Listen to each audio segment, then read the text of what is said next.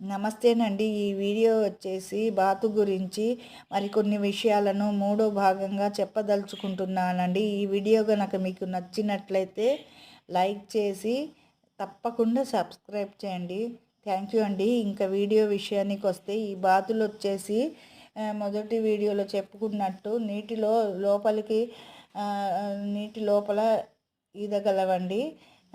ఇవి నీటి లోపల ఎంతవరకు ఈదగలవంటే నీటిలో 240 అడుగుల లోపలికి తన ఆహారం కోసం చిన్న చేపల కోసం ఈదుతాయండి. ఇవి లోపలికి వెళ్ళి మనకు తెలియని కొన్ని విషయాలు ఏంటంటే బాతులు ఎక్కువ ఎత్తులోకి ఎగరలేవని వేరే ప్రాంతాలకు వలస వెళ్ళలేవని అనుకుంటామండి. కానీ ఇవి వేరే ప్రాంతాలకు వలస వెళ్తాయండి.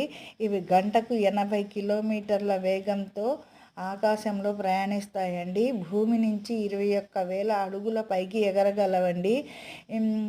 ఎగిరి వలస వెళ్తాయండి. ఇవి శీతాకాలంలో చలికి తట్టుకోలేక వేరే ప్రాంతాలకు వలస వెళ్తాయండి.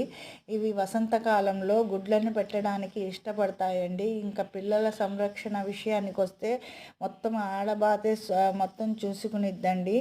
ఈ ఆడబాతు వచ్చేసి పిల్లల రక్షణ కోసం సంవత్సరానికి ఇంకా లైఫ్ పార్ట్నర్ని ఎంచుకునిద్దండి. ఎందుకంటే వీటి జన్యుపరంగా కానీ వాటి గుడ్లు కానీ వాటి పిల్లలు కానీ జన్యుపరంగా ఏ లోపం లేకుండా బలంగా పెరగాలనే ఉద్దేశంతో సంవత్సరానికి ఒక లైఫ్ పార్ట్నర్ని ఎంచుకునిద్దండి. ఇంకా మగబాతులు వచ్చేసి ఆడబాతులు గుడ్లు పెట్టే వరకు కానీ పిల్లల్ని పొదిగే వరకు మాత్రమే ఉండి వెళ్ళిపోతాయండి. కాకపోతే కొన్ని రకాల జాతులు మాత్రం కుటుంబాలతో కలిసి ఉంటాయండి. కుటుంబంగా నివసిస్తాయండి. మగబాతు పిల్లలు కలిసి జీవిస్తాయండి. ఇంకా ఆడబాతు వచ్చేసి తన పిల్లల సంరక్షణ కోసం శత్రువులు ఎదురుపడితే వాటి రెక్కలు ఇరిగిపోయి పడిపోయినట్లు నటించి వాటి పిల్లలను అప్రమత్తం చేసి వేరే ప్రాంతానికి తరలించడానికి చూసిద్దండి. ఈ విధంగా ఆడబాతు మొత్తం సంరక్షణ పిల్లలది ఆడబాతే చూసుకునిద్దండి.